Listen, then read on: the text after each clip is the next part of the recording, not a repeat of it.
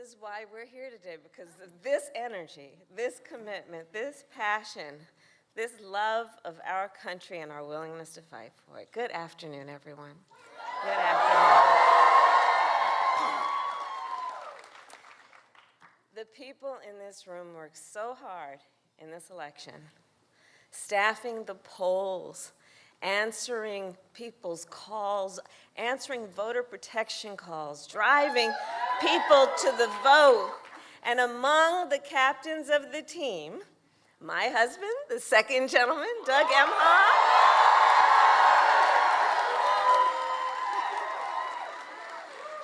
our phenomenal First Lady, Dr. Jill Biden,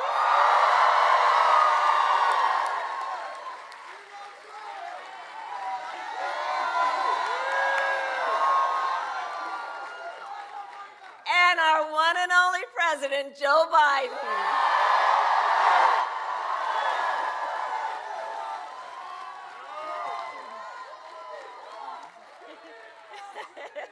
You did it, Joe.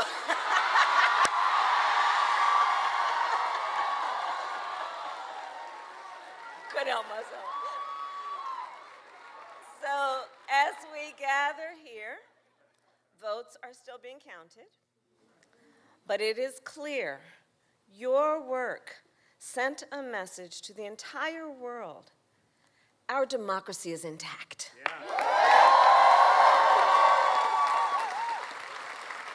And when democracy is intact, this is what it looks like.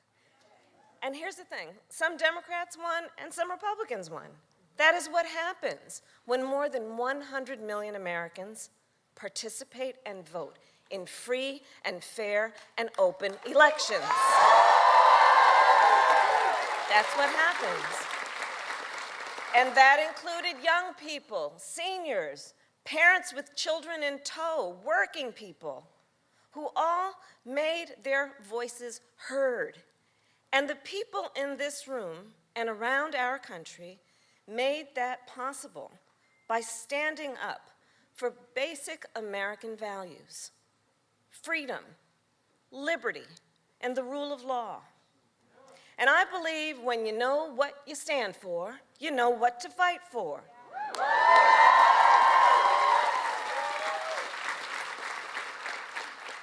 This year, like so many of you, I traveled across our country. We convened students and faith leaders, organizing and advocating to protect the sacred right to vote. We convened candidates and elected officials defending the right to retire with dignity by defending Social Security and Medicare. And of course, everywhere I went, we brought together people fighting for reproductive freedom,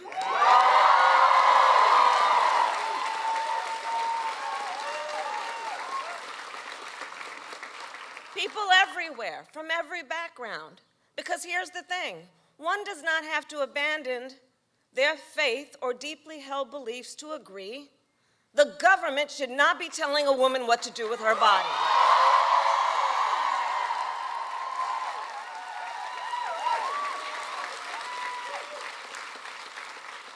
Voters across our country knew what they stood for, so they knew what to fight for. They protected and they protected and they protected reproductive rights in Vermont, in Michigan, in California, and in Kentucky.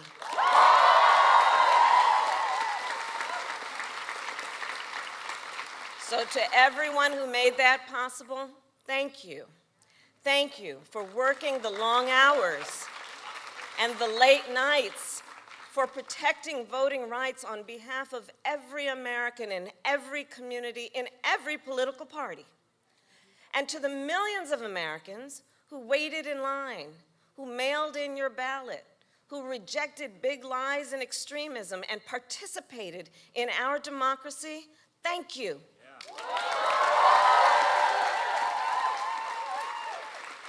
You knew what you stood for, so you knew what to fight for. You fought for rights and freedoms that will make our country more fair, more safe, and stronger. And you were not fighting alone. From day one, our president has fought on behalf of all Americans and our democracy. Joe Biden understands the dual nature of democracy, its fragility and its strength. He's been talking about it since day one. The strengths of democracy that lie in principles about treating people equally and electing people fairly, to lift up instead of to beat folks down. And this president understands democracy is only as strong as our willingness to fight for it.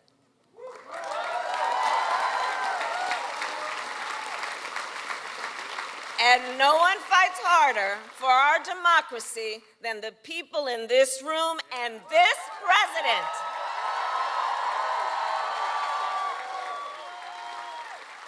He knows what we saw again this week.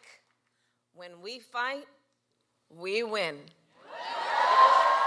My fellow Americans, it is my great honor to introduce the President of the United States, Joe Biden.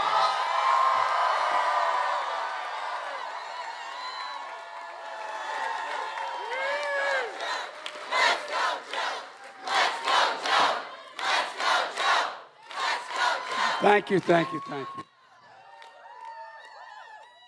Kamala and Doug, by the way, Doug crisscrossed the country. I think he did. He spent more time making sure that the folks who actually count the votes in these states do it honestly. Yeah. And thank you, pal.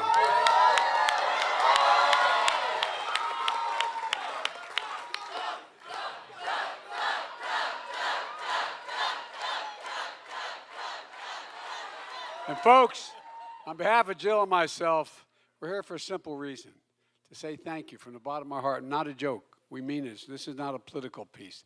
This is to say thank you, thank you, thank you. Most of all, thank you for believing in your country. Thank you. No, I really mean it. Thank you for fighting like the devil to make sure that we had a free and a fair election. And you know, all those election deniers, so far, best of my knowledge, none of them has not said, when they lost, they said, we lost. That's a big deal. No, I really mean it. You know, Tuesday was a good day for America, a good day for democracy, and it was a strong night for Democrats. For months and months, all of you heard from the press and the pundits was that Democrats are facing a disaster. Remember that? And all those polls, God love them. You know, historic losses were on the way, a giant red wave. Folks, that didn't happen. You know, we were talking backstage here before we came out. Each of us crisscrossing the country, all four of us. And we're saying we'd come back and say, I don't know what they're talking about. No, I'm serious. The overwhelming response we were getting.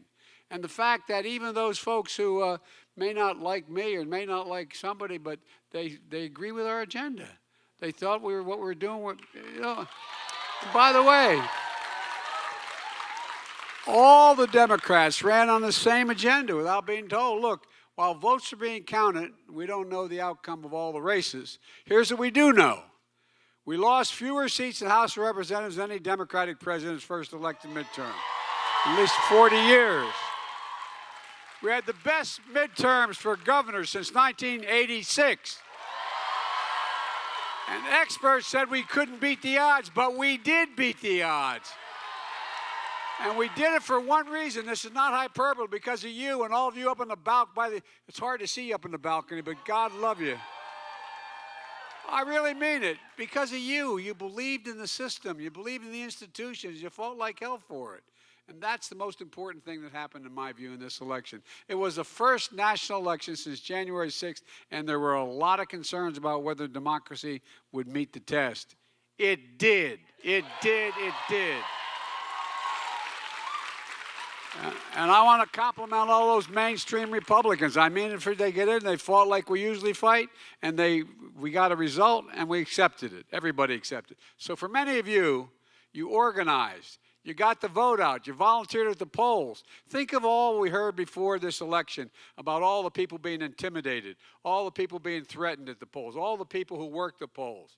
despite the threats and abuses of too many poll workers on election day, and election officials have experienced of late, you did your job. You fulfilled your duty. You showed up. You did what you're supposed to do. And so did the American people.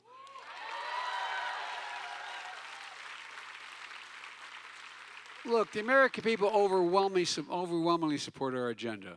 Lowering prescription drug costs, making health care more affordable, rebuilding America, revitalizing American manufacturing, taking on climate crisis, and finally making big corporations pay their fair share.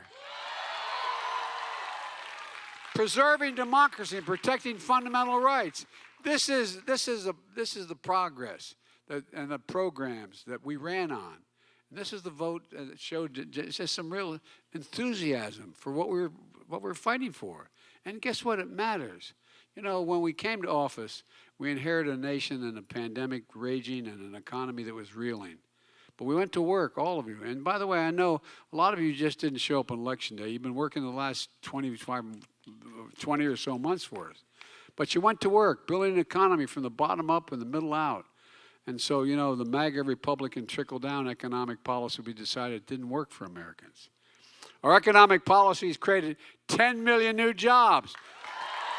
Unemployment went from 6.4% down to 3.7%, one of the lowest in 50 years. American manufacturing is surging with 700 new manufacturing jobs created and many more to come. And look, as I said all during the campaign, where in the hell is it written that America can't lead the world in manufacturing? We are, and we will, and we're going to continue to. Folks, look. Just today, we learned inflation came down last month. And mainstream economists are saying this is a really positive sign of the resilience of the economic recovery. It's going to take time to get inflation back to normal levels. We could see setbacks along the way. I realize that. But we are laser focused on it. That's why it's so critical for us to pass important legislation this year to lower those costs for families. And I know it's going to take time to implement our entire economic agenda, which we already passed, and for folks to feel it in their day-to-day lives. But I think folks are going to see it in the next few months. That's what's going to, and I think that's what they voted for. Watch what happens when people see new roads, bridges being built in their towns. They start to see the investments being made in electric rail all across America, where it's going to take a significant number of vehicles off the road, reducing pollution. Watch what happens when there's affordable high-speed internet in every home in America. Watch what happens when they realize we meant what we said and the lead pipes start being pulled out of schools, daycare centers, homes, all across America. Watch what happens in January when seniors with diabetes on Medicare only have to pay $35 a month instead of $400 a month for their insulin. Watch what happens when big corporations in America start to pay their fair share. And by the way, a 15% tax, isn't that terrible? You all pay more than that. Look, but in 2020, the 55 of the largest corporations in America paid zero on $40 million in profits. Those days are over. And watch what happens when new factories are being built in communities with American workers making the most advanced computer chips in the world. And by the way, that's going to create thousands of good-paying jobs. And I mean jobs between $120,000 and $135,000 a year, and you don't need a college degree to do them. Look, y'all made this possible, and we're just getting started. We're just getting started. We saw extraordinary results in these midterms elections that no one thought possible. More independents voted for Democrats and Republicans in this election. Young people, you voted at historic numbers again, just as you did 2 years ago. Young people voted to continue addressing the climate crisis, gun violence, personal rights and freedoms, student debt relief, all those things which you stepped up to do. And as I said, women in America made their voices heard, man. I said last year that one of the most extraordinary things about the Dobbs decision is what was about to challenge American women when the justice said, let's see, they have it in their power, basically saying, let's see what they're going to do. Well, guess what? Y'all showed up and beat the hell out of them. Look, I said it then. Those who support ripping away the rights to choose don't have a clue about the power of women in America, but now I think they do. And by the way, no one worked harder to get that message across America than this lady right here.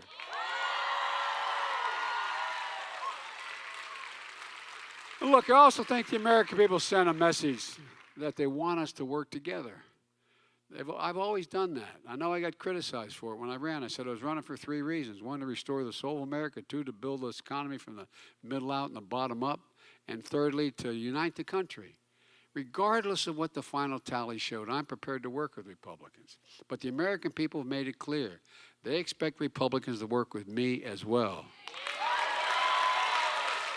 And folks, I'll always be open to any good ideas, whether it's Democrat or Republican, to move the country forward. But I've also made it really clear that if Republicans try to repeal the power we just gave Medicare to reduce prescription drug costs, I will veto it and let it happen.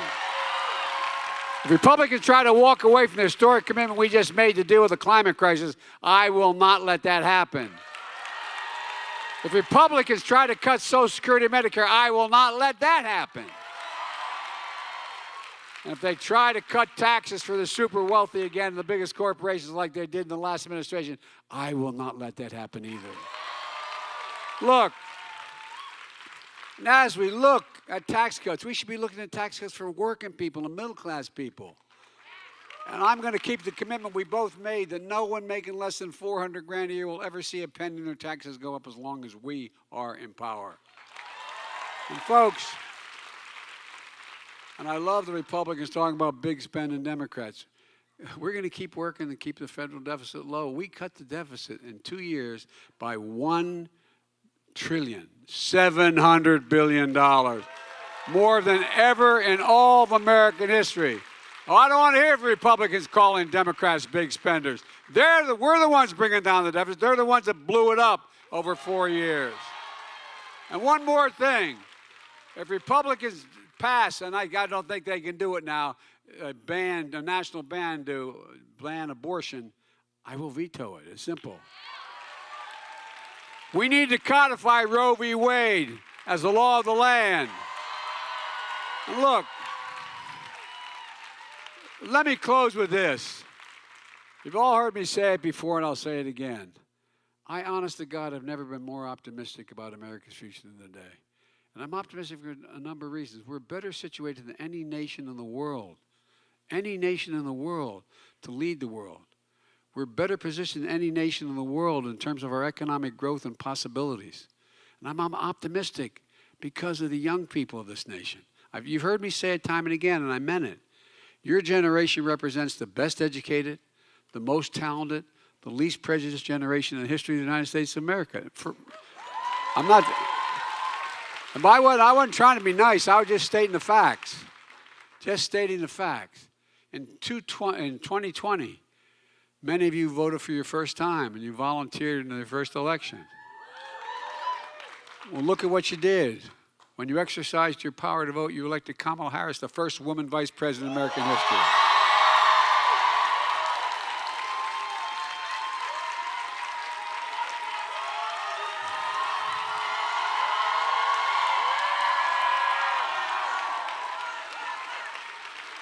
And you helped me keep my commitment that I would appoint the first black woman to the Supreme Court, Justice Jackson. And guess what? She's probably the smartest person on the Supreme Court. And because of your vote this year, we're going to keep building the foundation we laid in the first 2 years. You proved once again on Tuesday that our democracy, the power in the hands of the people. For real, we the people, it really is truly in our hands. We set the course for the nation's future. We just have to remember who in God's name we are. And I hope if nothing else happens, remember this. There's not a damn thing, I really mean it from the bottom of my heart, not a damn thing we can't do if we do it together. We are the United States of America, and you made it better. Thank you, thank you, thank you. God bless you all, and may God protect our troops. Go get them. We got a lot of work to do. Thank you, thank you.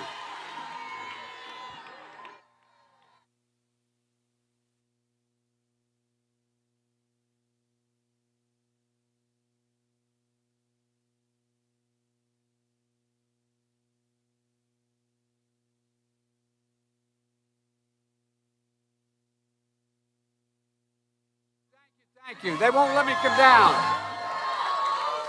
Thank you all so much.